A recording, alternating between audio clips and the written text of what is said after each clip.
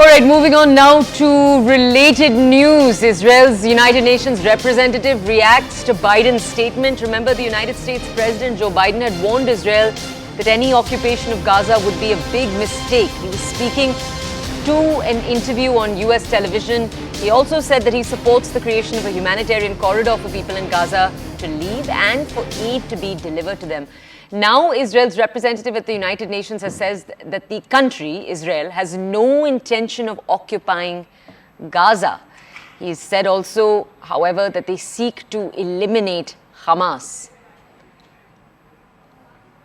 We'll bring you more breaking news, then we'll go over to reporters for more context.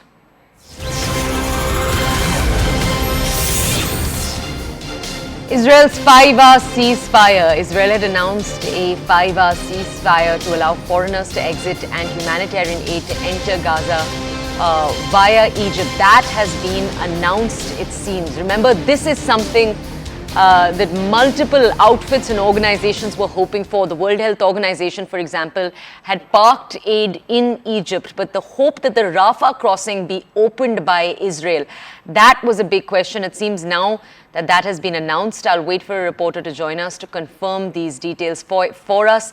Remember, Israel had announced a different ceasefire over the weekend. That had been one in which they'd said that they would not be firing on routes in which those from the Gaza Strip made their way from north of the Gaza Strip to south of the Gaza Strip.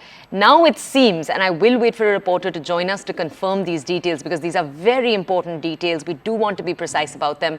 It seems that Israel has announced a 5-hour ceasefire to allow foreigners to exit and to allow humanitarian aid to enter. Remember, when we say foreigners, there are a number of British, American nationals that are within Palestine, some helping in humanitarian efforts, some are residents. We've brought you, for example, interviews with children who are, for example, both British and Palestinians. So there are, as we speak, mixed populations within that region. It isn't just those who belong to the Gaza Strip that are trapped in that region as we speak. As we speak, we are learning that it is possible, I think, that Israel has just announced that they are going to have a ceasefire. Now, remember, the World Health Organization has sent down supplies. The United Nations has also said they want to send down supplies to enter into the Gaza Strip. There is the Rafah crossing that we've been talking about on this show, south of the Gaza Strip connecting to Egypt. Siddhant, the manner in which we delivered this breaking, we weren't very clear with our audiences. Has Israel just announced this ceasefire, and can you tell us when it will be taking place? Can you tell us, will there be people present at the border who will be making sure that it's only nationalities that aren't Palestinian that are allowed to pass out? What is the plan? Tell us.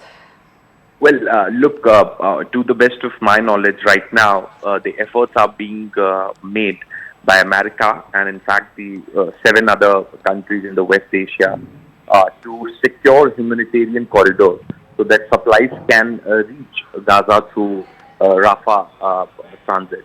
And tons of relief material is already in Egypt, have flown into Egypt from various other countries.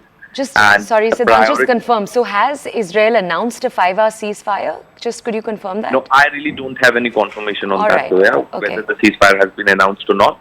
But I can talk about the humanitarian corridor that the America and the 7 other West Asian countries are trying to secure, perhaps so that the supplies can reach Gaza, and that is the priority of the government of America also right now. At the time, also supporting Israel in their counteroffensives. Okay, Siddhant, thank you for bringing us those details. All right, we'll wait to have more reporters join us to bring us more context on this situation. As Siddhant correctly informed us, multiple countries have been pushing for the humanitarian corridor to be established into Israel. We'll wait to bring you into the Gaza Strip. We'll wait to bring you more context on all of these developments. In just a second, we'll have reporters join us to bring us more context.